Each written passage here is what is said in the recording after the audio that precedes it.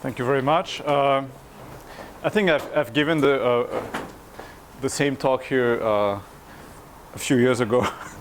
So I apologize. I also gave this talk at other places. But at least one person here hasn't heard it, Jarek, so this is dedicated to him. So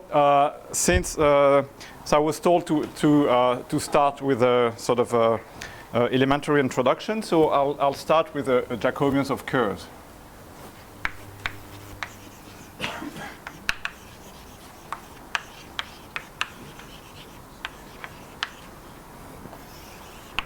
So if C is a smooth projective curve,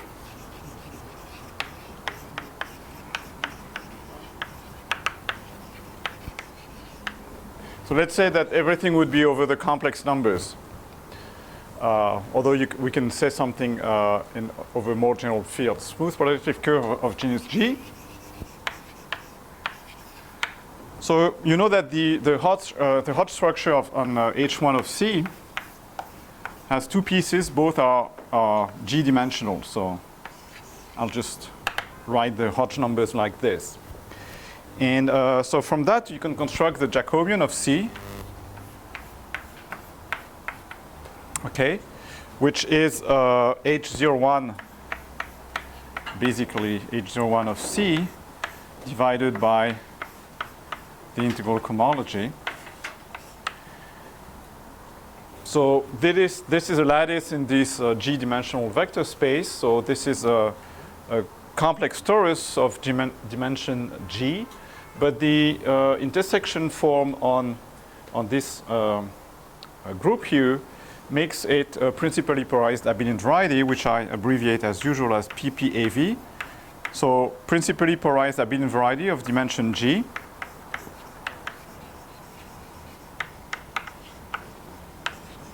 The dimension of that space here. So it means that it comes with a theta divisor. So usually we write the pair the abelian variety with a theta divisor, which is an ample divisor in this projective variety here. And so one of the, a very old theorem about in algebraic geometry is the Torelli theorem.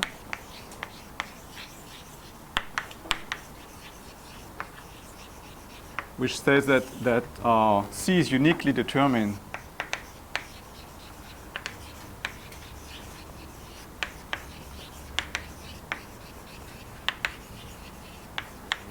by its Jacobian JC theta C. Okay, let me just indicate here. Another, a fancy way of saying the same thing is to say that the period map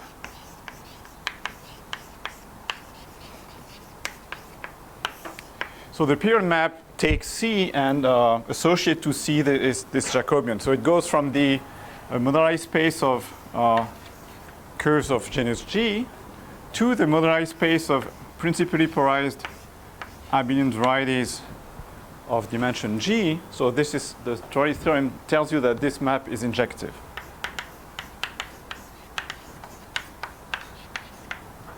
Okay, so this is a very old theory.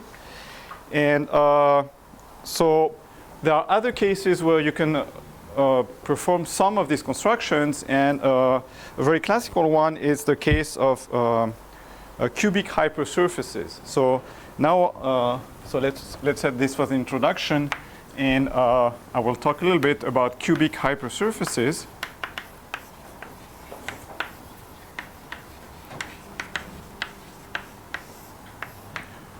So by that I mean subvarieties of projective space of various dimensions, but mainly 3 and 4. So I'll start with cubic threefolds.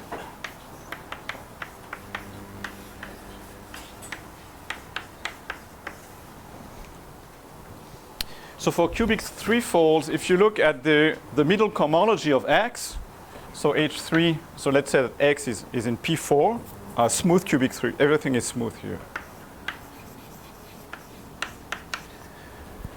if you look at the middle cohomology of X, so it has 4 pieces, and the Hodge numbers are 0, 5, 5, and 0. So same as here, one can define a complex torus. So same recipe. So we set J of X equals H12 of X. So the first piece of this Hodge decomposition divided by H. This is a lattice in here. And again, because there's the unimodular intersection form on H3 of X given by intersection, this is a simply polarized abelian variety of dimension 5.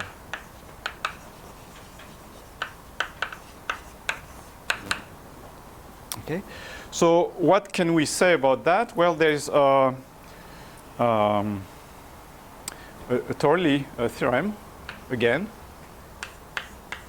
So let me call again theta x the theta divisor, one theta divisor associated with this principal polarization. So there's a Torley theorem which says that X is uniquely determined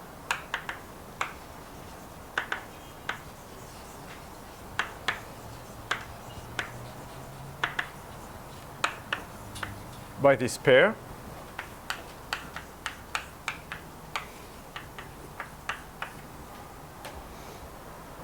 And so I didn't say how you can determine C from its Jacobian. There are many ways to do that. But here there is a very neat way. And it is the following. So one can show that theta x has a unique singular point. Okay, so I'm going to explain how you can recover x from this data here. So theta x has a unique singular point.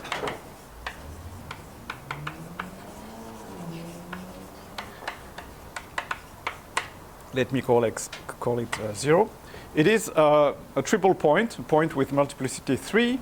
And if you look at the tangent cone to theta at this singular point, so it will be a subset, a subscheme of the tangent cone, the tangent space, sorry, to the Jacobian at the same point. And so this is 5-dimensional. If you projectify this, this is a P4. This is now, since the multiplicity of the point is 3, which I didn't write, this is a cubic hypersurface, and this is X.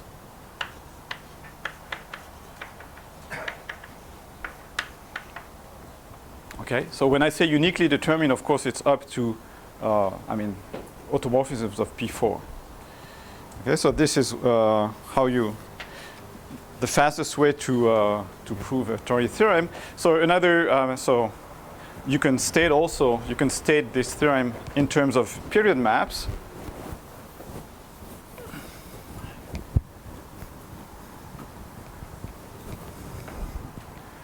So let me call C3 the moduli space of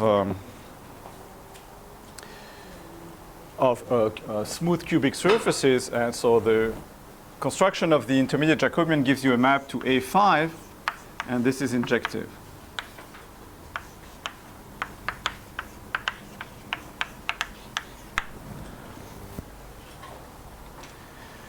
So this is, also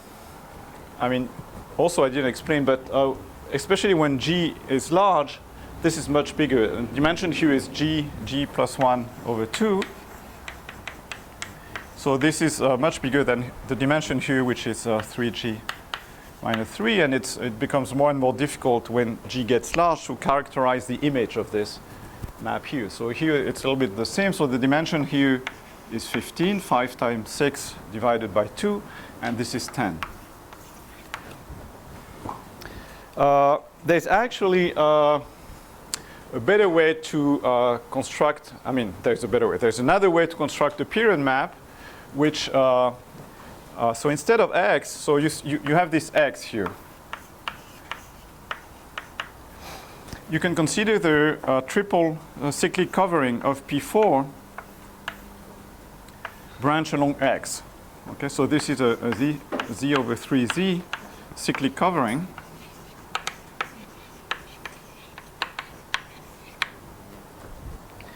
So, I mean, in terms of, you can view x tilde itself as a cubic in P5, just given by the equation. So let's say you add a coordinate x5, and x5 to a cube is equal to f.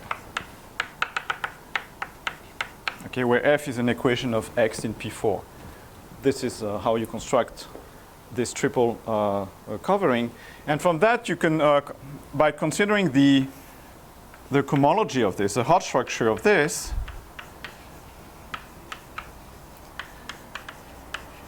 you can construct a period map which goes from C3 again into a different kind of domain which has the same dimension. So this period map was studied by Alcock, Carlson, and Toledo. So I'll explain what this D is by looking at the case of cubic fourfolds, because it's the same time. So let's move on to the case of, maybe I forgot to add a very important point here, is that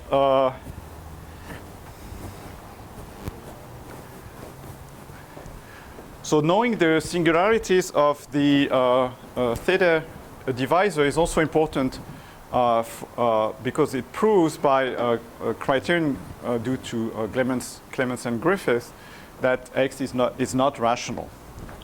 Okay, so the fact that theta x, let's say, codimension in Jx of the singular locus of theta x is greater than 4 implies by Clemens, Griffith, or Mumford. Actually, I'm not even, let's put it this way. Maybe Clemens Griffith, that x is not rational.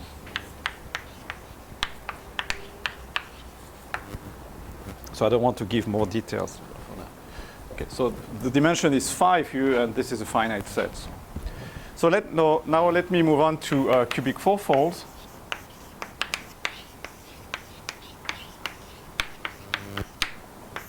So now I'm looking at a smooth cubic hypersurface in P5. And so let me look at the Hodge numbers in the middle cohomology, so H4 of x. But I don't want to look at the whole cohomology, but only what we call the primitive part, which is the orthogonal of the class that comes from H4 of P5. Okay. So the Hodge numbers for this Hodge structure are 0, 1, 20, 1, 0. So it's not the Hodge numbers of a type where you can construct intermediate Jacobian, but this is what we call of K3 type, when there is 1, something, and 1. So in that case, you don't have a geometric object like principally polarized abelian variety attached to it, but you can view, so the trick here to construct a period map is to view this piece here, which is in this case H13. This is a line in this 22-dimensional complex vector space, so you view it as a point. Okay, so you view this as a point in this space here.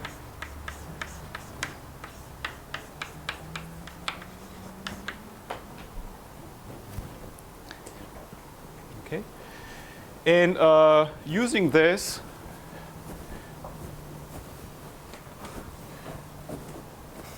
you construct a period map .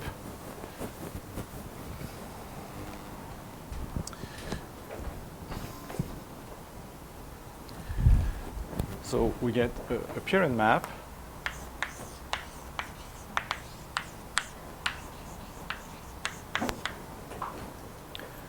So from the moduli space C4 of smooth cubic hypersurfaces, which has dimension 20, into D. So D is, maybe I didn't mention that it's easy to construct these moduli spaces. This is constructed, all these C3, C4, and actually in any dimension, can be constructed by GIT techniques.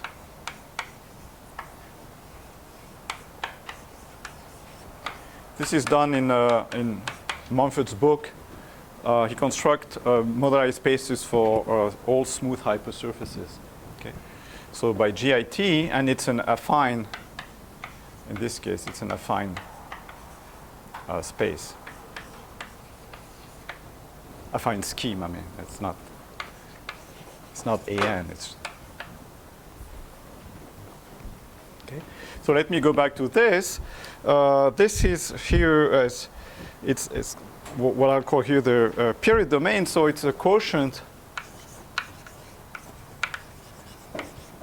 of a bounded permission symmetric domain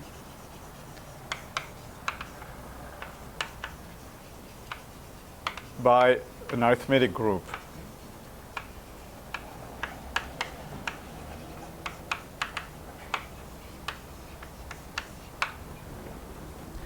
So this bounded symmetric domain is something that actually sits in here.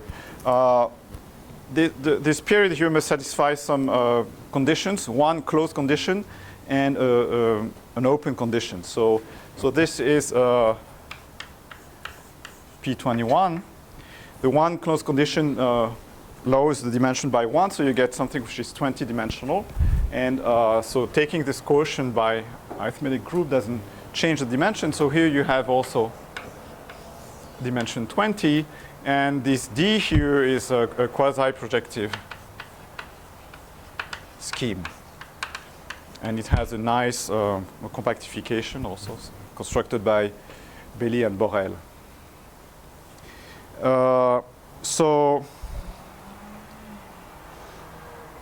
Okay, so let me. It's not really a scheme, it's just a variety, right?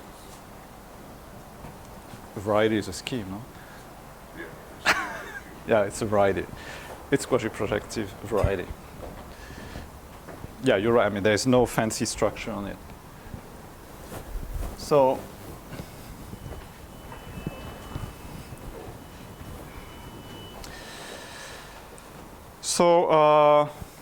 What about the, so what usually people call Torelli problem? In this case, I mean, there is no abelian variety attached to the situation, but it's just people mean, this is the same as injectivity of period map.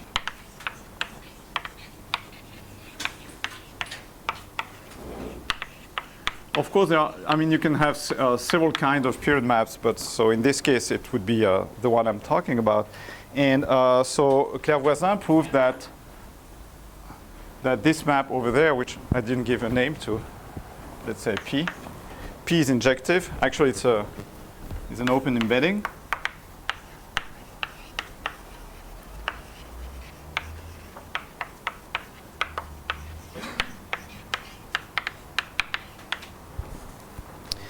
And actually, now more is known.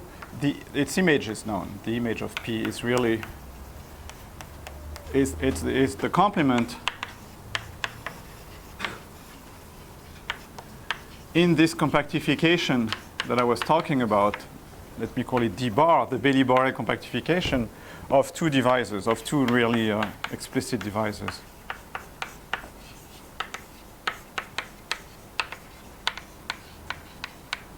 So this is due to Radu-Lazar. So one can say, in this way, I mean, this situation is very nice. So you identify this affine scheme obtained by GIT quotient to an open subset into this period domain. So.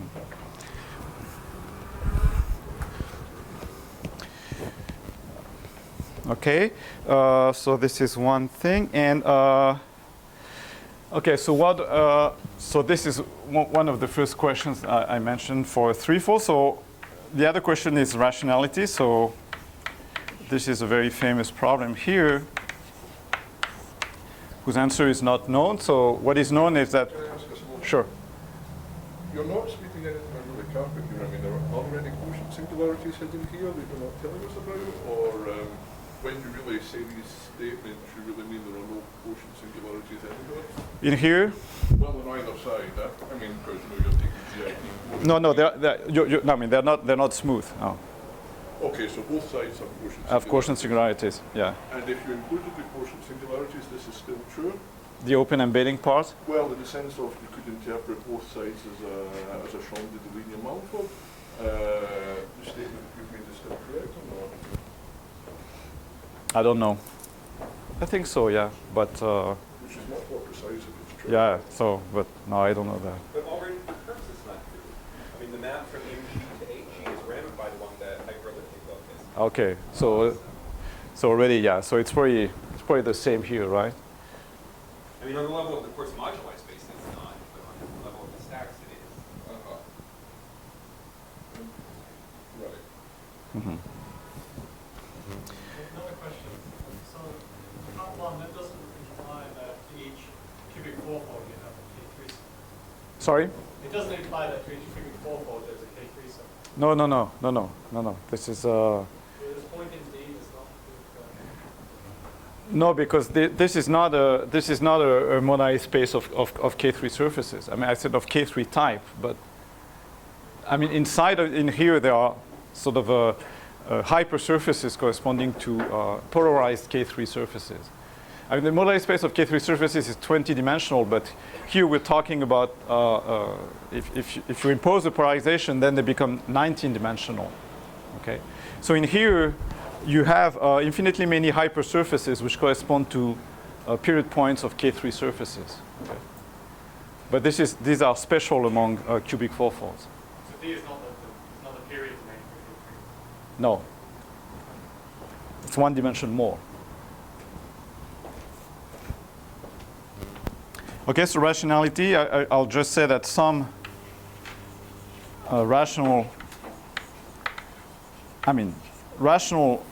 smooth rational, I mean, everything is smooth here, but rational cubic fourfolds are known, exist.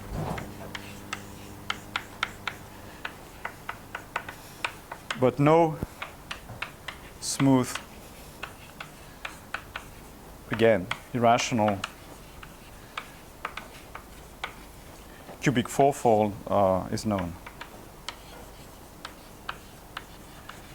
Although I think that people expect most cubic fourfolds to be irrational. There are no known examples.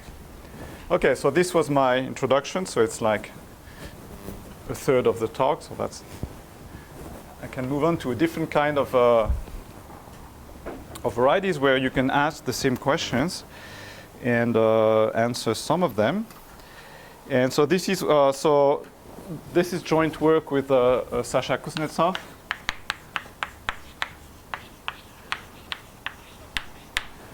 But I mean, a lot of these results. I mean, some of the results I'm going to talk about originated with from Atanassiliev.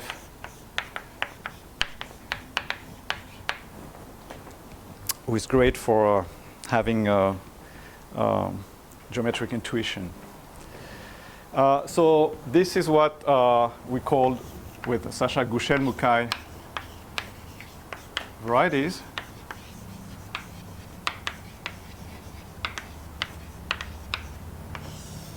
And so we like them because they have a very nice geometry. So the definition is like this. So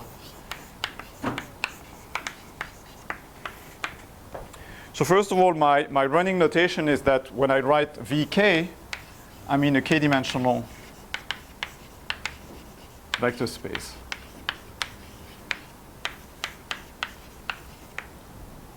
So this is VK or WK or whatever. The varieties we're interested in look like this. So we start from the Grassmannian of two planes in a 5-dimensional vector space. So this it sits in by Spluker embedding in wedge 2, P wedge 2 of V5. And so this is 6-dimensional. We intersect it with a linear space of dimension n plus 5. So n will be the dimension of the final result, and then a quadric. Okay. So we assume that this intersection is dimensionally transverse, which means that it has dimension n if you count the numbers, and we'll only consider the smooth case. There's W at some point. So what's it do? So W is the same as this. It's a linear subspace of wedge 2 of V5. Okay, so you're taking linear sections. General set. Well, general in the sense that you want the intersection to be smooth, yeah, of dimension n. So you can compute the canonical class using a junction, and you find that it's minus n minus 2 h, where h is the hyperplane class in this projective space here. So first of all, of course, when so the highest dimension you can get is when n is equal to 5, because of this condition here, and so you see that when n is equal to 5, 3, or 4, then x is a Fano variety of index n minus 2. When n is equal to 2, x is a K3 surface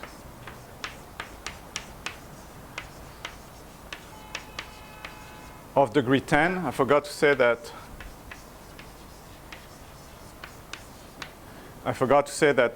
So this has degree 5, so the whole thing has degree 10. Okay, and when n is equal to 1, x is a curve of genus 6.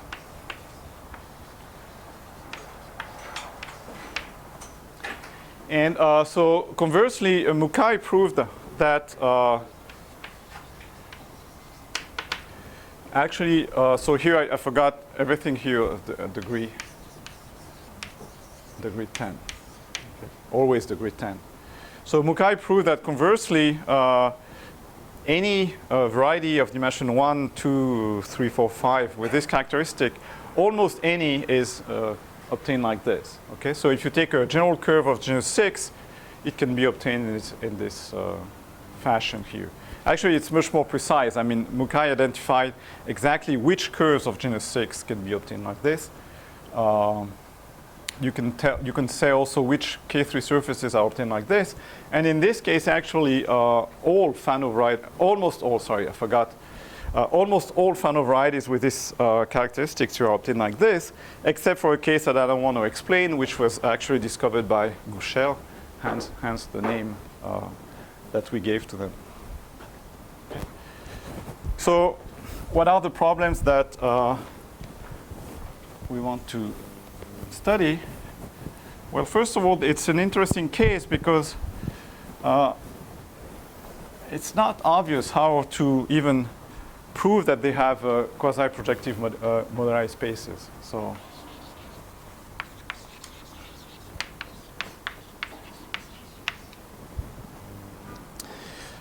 there's this. Then we have. So I don't know how much time how much thing I can cover, but then I realized I forgot to mention something. A rationality. Let's say more exactly birationalities.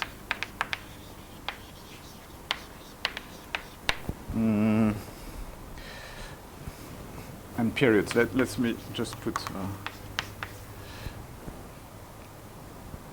So I forgot to mention. So let me go back in this half of Blackboard here to the case of cubic fourfolds. I forgot to mention an important thing here.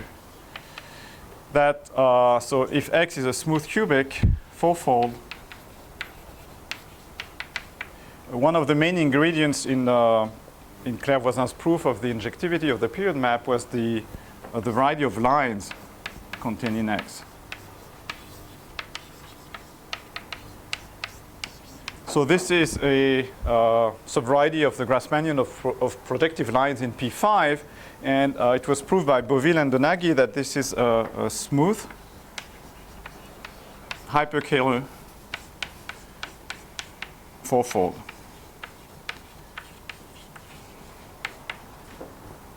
And moreover, the cohomology of X actually looks like is more or less exactly the same as the cohomology of f of X, in the sense that H4 of X, a primitive part, is isomorphic to the H2 of f of X by some explicit map. Okay. So because of the signs, you have to reverse the sign of the intersection form. But so this is a essential ingredient.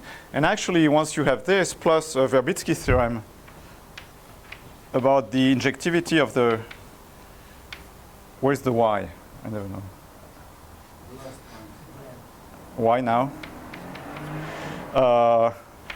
Plus Verbitsky theorem, which says that the pure map for smooth hyperkähler fourfold in this situation is injective, then you recover Claire-Voisin theorem. Okay, so let me go back to our varieties here. And so let me go through a little bit of elementary things about elementary facts of Lagrangian geometry. So this is sort of a separate part. So it's very elementary.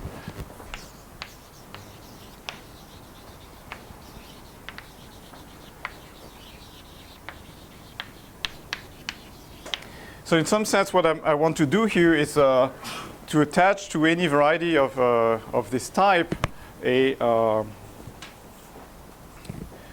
sextic, which we call the EPW sextic, and this sextic is constructed by some elementary constructions of Lagrangian geometry. So let's say you have a vector space V with a symplectic form on V. And assume also that you have a decomposition of V as the direct sum of isotropic Lagrangian subspaces.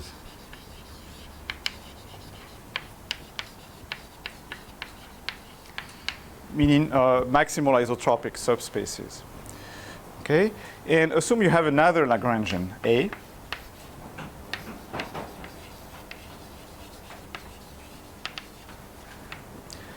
Then you can define a quadratic form. Then we define a quadratic form QA on A by the formula QA of X is omega P1 of X, P2 of X, where P1 and P2 are the projections on the two factors of this decomposition here. So you can check, it's very easy to check that this is a quadratic form.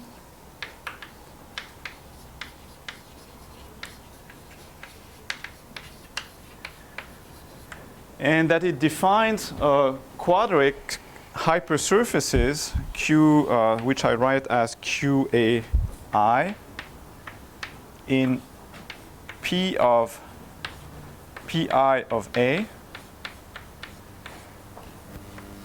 So this is, of course, in P of Li. Okay, so it defines. So this is a quadratic hypersurface defined by this quadratic form. And so let me call this space here, what is the, no, maybe nothing. No, let's relax. Okay, and so the property of these quadratics is that they are projectively dual. then. So let me be precise here. So you have Q1A. So Li is V5. Sorry, thank you. It's yeah, either both factors of this decomposition. So let me look at the first quadric. So now it's a quadric, but it does not span the whole space. I mean, it doesn't have to span the whole space. And then Q2 sits in P of V2, and V2, because of this decomposition, is identified via omega with the dual of V1. So I claim that these two sub-varieties are projectively dual.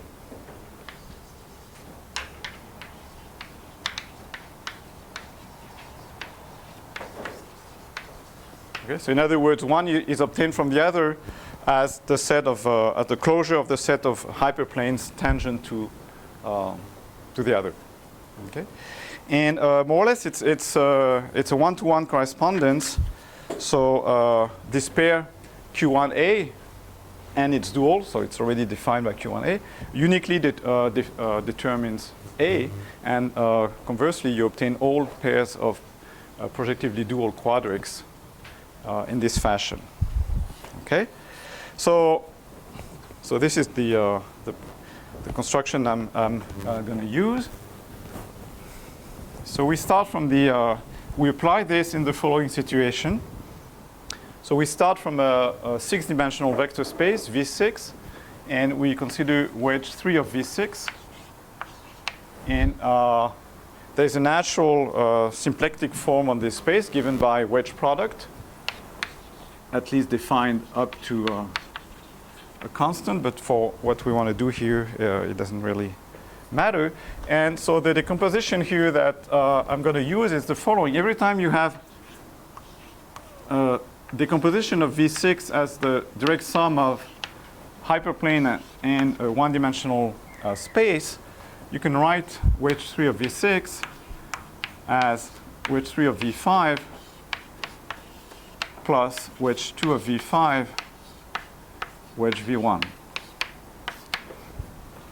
Okay, so this is, I think, a self-explanatory notation for the space spanned by the wedge products of two vectors of V5 and a vector of V1.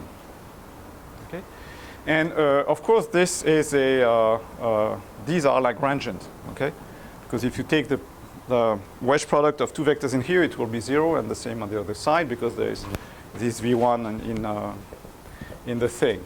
Okay, so we can apply this thing here. It means that every time we have a Lagrangian,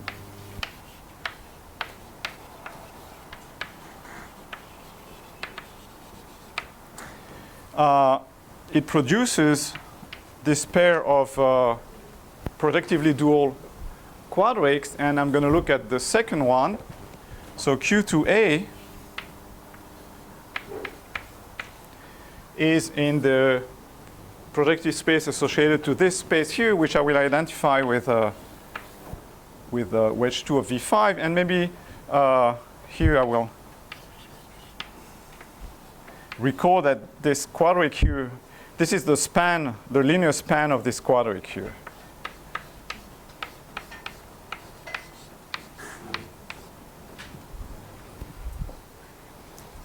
Okay, so you see why this is connected with the varieties we're studying, because from that we can define this variety XA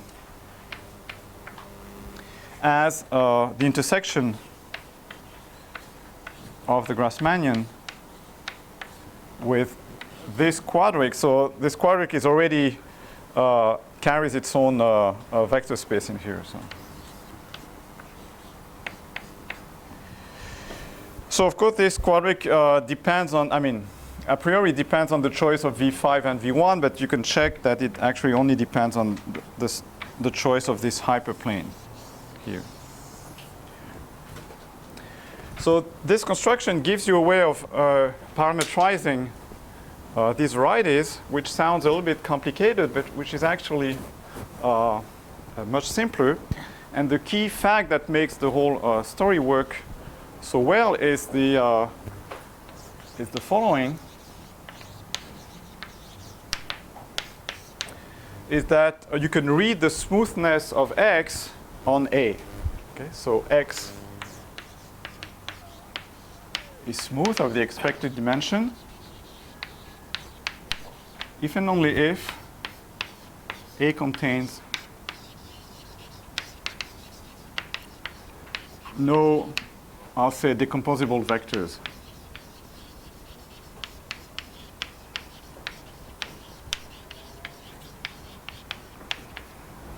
So by that I mean wedge products of this type, non-zero.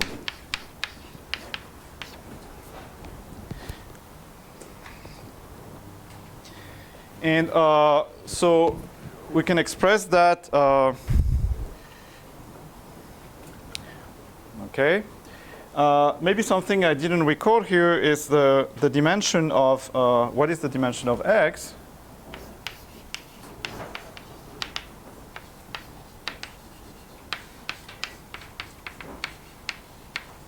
Well, the dimension of X is the dimension of this W here minus 5. Okay, so if you do the computation, you'll find that this is 5 minus the dimension of A.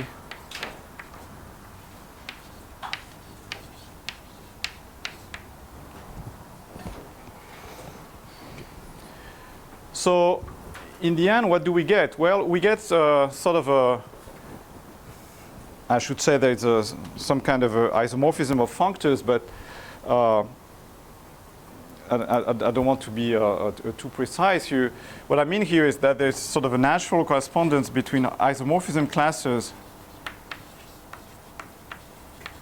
of GM varieties that include smooth of dimension n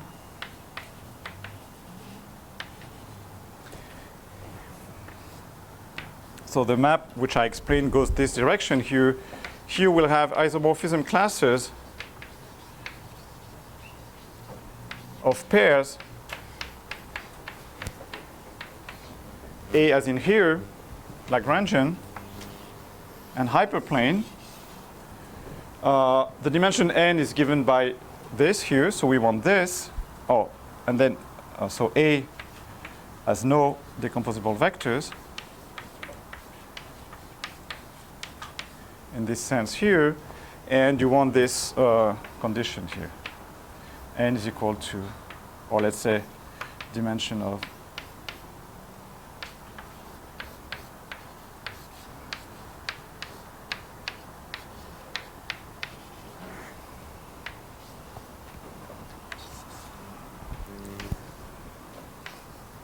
So this is a, let's say, an equivalence bijection, but more than that.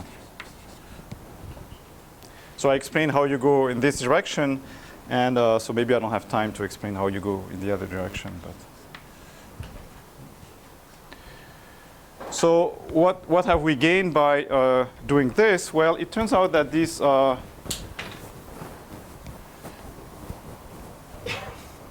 space of Lagrangians in wedge 3 of V6 having this property of having no decomposable vectors was studied by O'Grady. So O'Grady constructed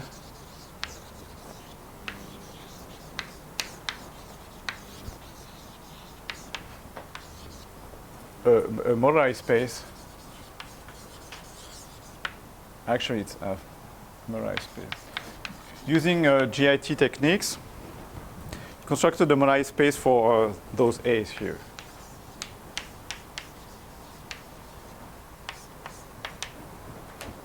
So you obtain something which I will call E, which is a fine 20-dimensional variety. Okay. And then we have the data of this hyperplane here. So for that, I will introduce what actually O'Grady studied, which is the EPW sextic. So what I'm interested in here is the space of hyperplanes, so viewed as point of the dual vector space, such that this condition is satisfied.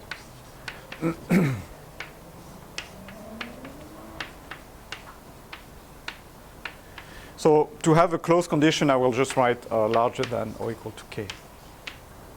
Okay. And I will call that with this strange notation.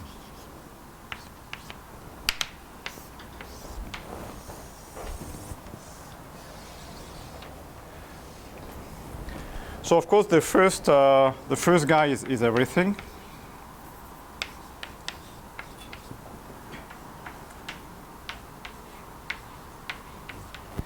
The second guy is you can express those as degeneracy loci, so it's pretty standard to compute what they are. So inside this, so this is a P5. Inside this P5, this is a sextic. This is what is called a EPW sextic.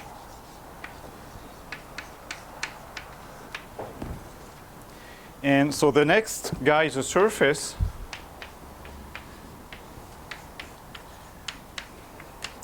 And it is equal to the singular locus of this. So these are all results of O'Grady.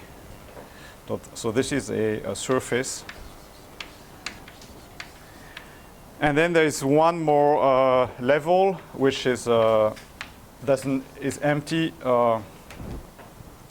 generically, but it can happen. So it's the singular locus of this surface. So it's pretty much what you would expect for degeneracy loci. I mean, there would be a singular locus of the larger one. So in some sense, this is what helps us. I mean, to construct this moduli space here. You see what you want to do here is having a set of isomorphism classes of this A here, plus a choice of a point in this sets here.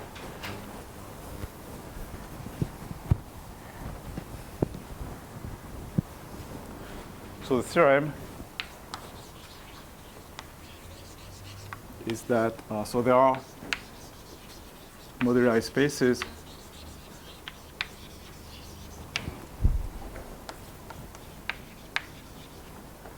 so let me call them maybe xn, yeah, for smooth, I mean, for GM n-folds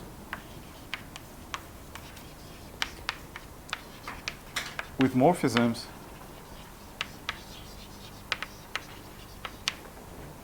pi n.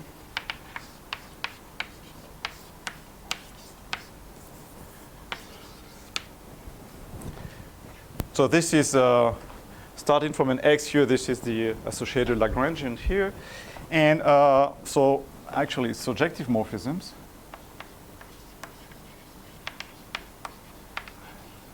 And we know the fibers. So the fibers, so let me sort of detail. So let's say that n is at least 3.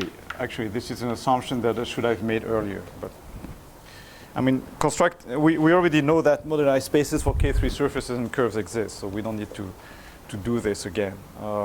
So pi 5 inverse of a class here, so it corresponds to, you want this intersection to have dimension 5, exactly 5, so you're in the complement of the EPW sextic. So it's P5 minus the sextic divided by automorphisms, but let me forget about this.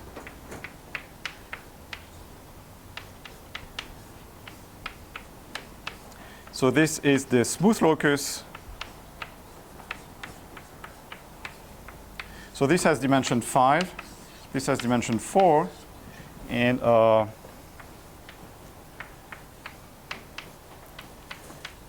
last one is minus possibly this finite set.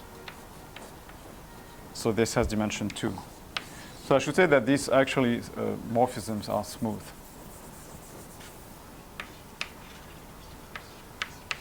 Well,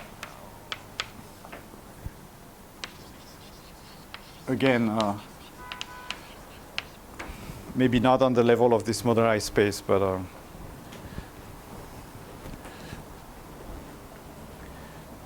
okay, so what do we do with this?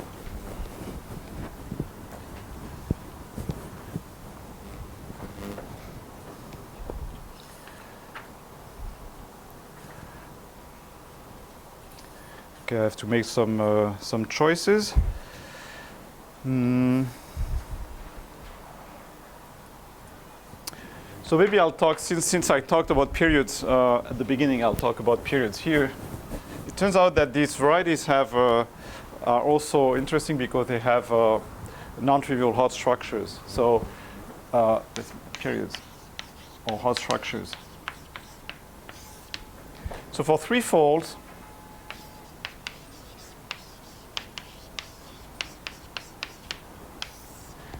the hot structure on, so that's the only interesting piece here, has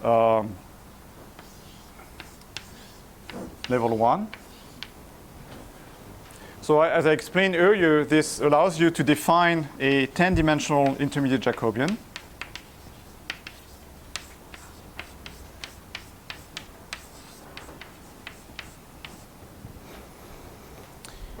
So in particular, a period map from this modernized space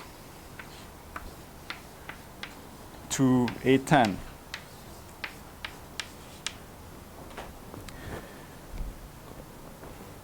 So we proved with Iliev and Manivel that this map actually factors through this map here.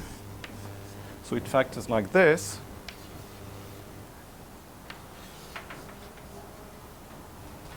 Okay, so this is, let me remind you that this is 22-dimensional. So this is 20-dimensional. And so this is a generically finite onto its image. Or probably a quasi-finite also. So in particular, you see that the Torelli theorem does not hold in this case. There is no Torelli, because all these varieties which are associated with the same Lagrangian have the same periods. So Torelli does not hold.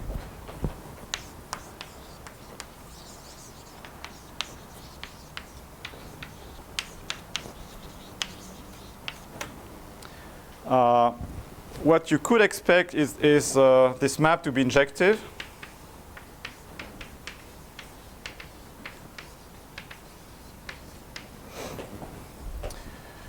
But we don't know that. So in other words, in some sense, well, no, maybe it will be too complicated to explain. But we expect, yes, but we don't know how to do that.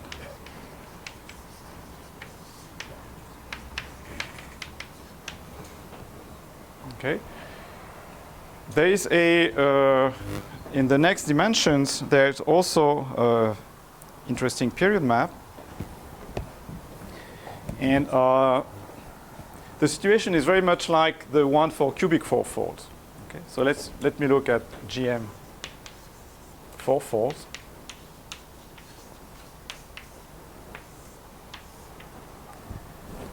So remember that for cubic fourfolds, I explained that you can recover the Torelli theorem by introducing the variety. So when you have X, a cubic fourfold, it's very useful to consider the variety of lines contained in X, okay? Because it's a hyperkähler fourfold. Well, here there is a similar thing happens. So assume that X is a GM fourfold. So there is also an associated hyperkähler fourfold, which is more difficult to construct, which was constructed by O'Grady. It's a double cover. So let me write it like this. So this is the EPW sextic, which maybe before was written like this. So let me abbreviate it as YX. So this is a double cover. which is branched along the singular locus of this. So it's branched along the surface of singular points of yx. And at least when there's no yx3, this is a smooth hyperkähler fourfold.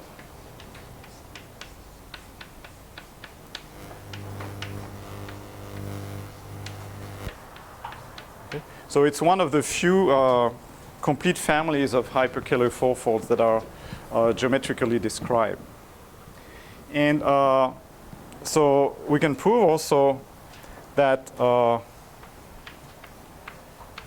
the middle cohomology of X, you need also to take some primitive part of it, is the same as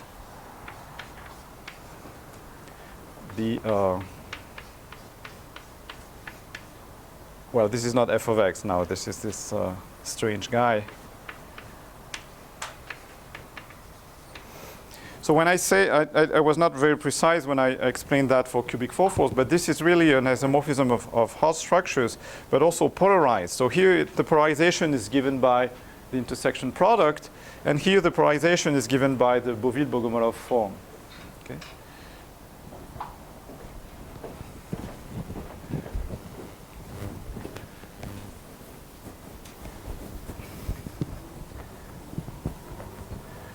So what do we get with this? Well, first of all, you see that somehow the hot structure of X only depends on this guy here. So it only depends on the associated Lagrangian. So it means that the period map. So this is a period map of K3 type. Okay, so it doesn't go to a 10; it goes to a 20-dimensional period domain.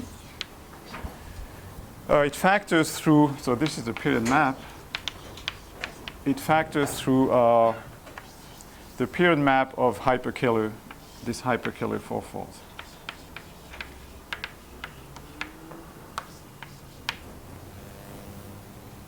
Okay, and this one we know is an embedding by Verbitsky's theorem.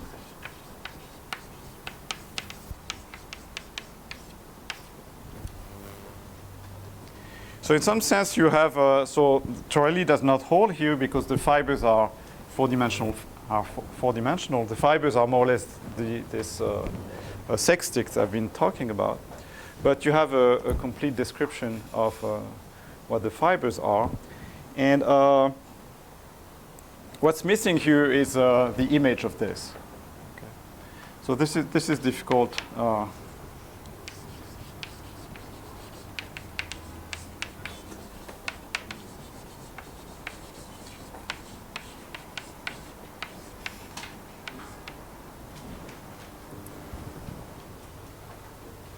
Okay, and what else can I say?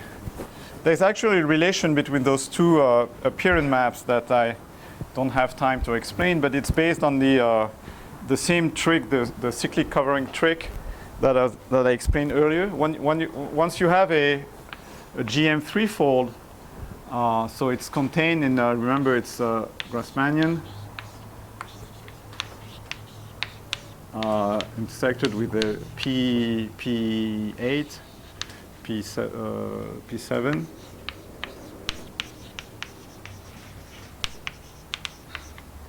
You can see that as a quadratic section of this variety here.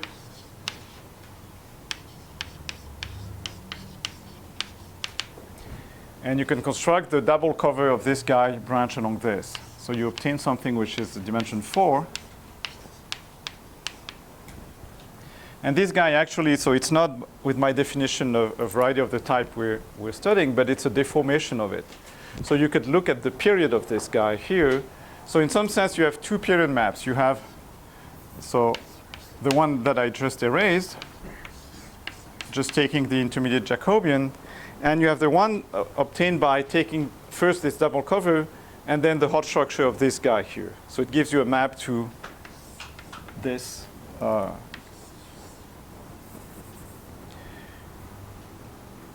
guy here, and they both factor through. Okay, so they both factor through this thing here.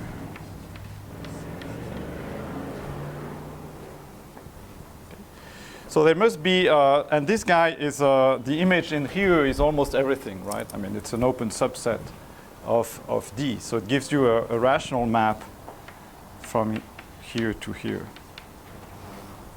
So it's sort of pretty mysterious that what this map can be. A priori, I mean, in general, there is no relation. If you have a situation like this, there is no direct relation between the hot structure of the branch locus here and the branch and the hot structure of the double cover. I mean, there's no reason why they should be related. Okay, so maybe I'll just finish with the rationality questions.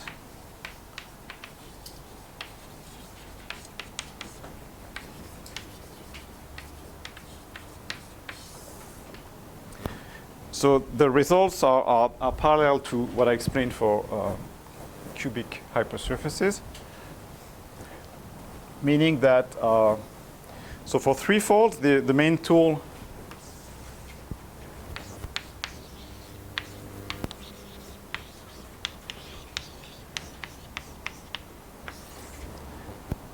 that people have to prove irrationality of threefolds is look at when there's an intermediate Jacobian, you look at the intermediate Jacobian and you try to prove that the theta divisor has a small singular locus. This is what I explained at the beginning. Okay? In this case, it's not, nobody knows how to describe the singularities of the theta divisor in general, but you can do that on a degeneration. Okay? So there is a degeneration. This is an old argument of X with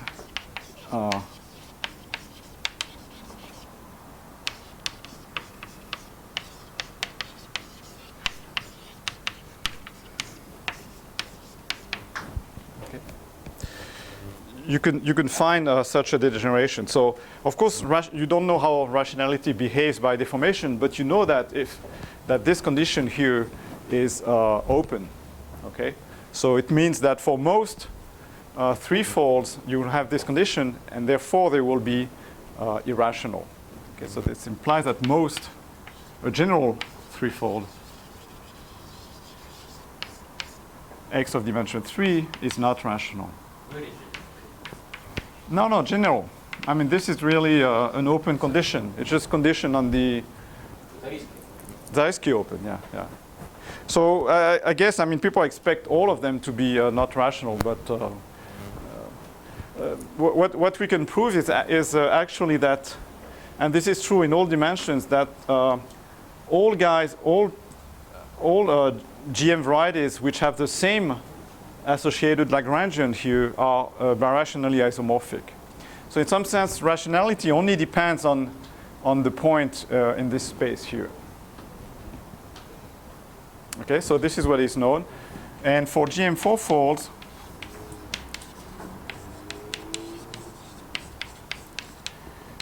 so the situation is exactly the same as for cubic fourfolds. There are some rational examples that are known.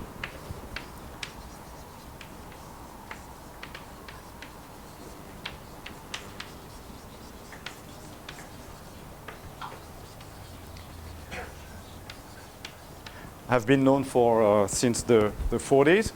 And so I'll repeat what I said here is that rationality only depends on the period point.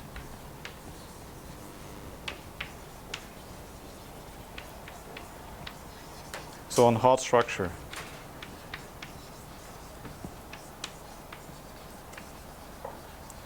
So in some sense, you can ask, I mean, you can do the same as what people have been doing with a cubic fourfolds, trying to detect on the period point whether the fourfold is rational or not.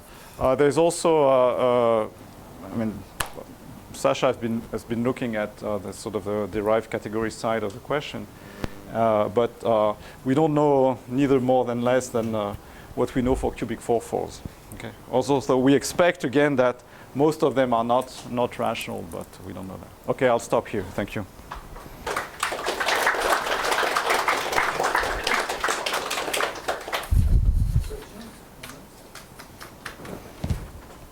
So Jarek, you have to ask a question. But you can ask it in private if you want.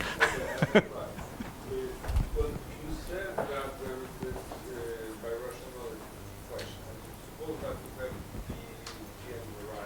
Yes. which are very rational. Essentially, you should obtain the same object on the side of the Lagrange map. No. It doesn't go the other way. I mean, we prove that all the GM varieties constructed from the same Lagrangian are birationally isomorphic. Okay? But not vice versa. I mean, you have a whole divisors, whole families of GM44s that are rational, that correspond to certain properties of their period point. But it's the same as for 4-folds. I mean, it's a little bit more complicated. There is this duality dimension, but Yeah. suppose that I have a double cover and have a hypercaler which comes from the W sextix. Uh-huh. How would I know if it comes from GM derived? Well, they all do. That's the thing. This morphism here is surjective. This is the miracle. Yeah. Yeah. Every time you have a smooth, I mean, really the smooth hyperkiller double EPW sextic, then it always comes from these varieties. So what about singular? Singular. I don't know. I mean, O'Grady has been studying some degenerations, but I mean, it's a bit. What happens when the guys here become singular is a bit complicated. I mean, you can have you have to, this is not a morphism anymore, and it's like the period map. I mean, if you want to extend the period map to there's a GIT compactification of this space, and there's a Belli-Borel compactification of that space. If you want to extend the map, which is what Radulazad did for cubic 4-folds, then it's a lot of computation, and I don't think it's worth it. But yeah, I mean, in principle, you could do it. But you have to identify the semi-stable points and stuff. More questions? I have a question. There's also something about stable rationality of this people. Do we know something about stable rationality? Like about the universal triviality of the sharp zero. I don't think we know anything. No, actually, Telsov suggested that we should look. What's the only thing that works better than for a cubic 4-fold is that we have this degeneration into double covers. So maybe I mean, Collard proved that this argument when you degenerate to in characteristic 2 to double covers and stuff. So. But we haven't done that.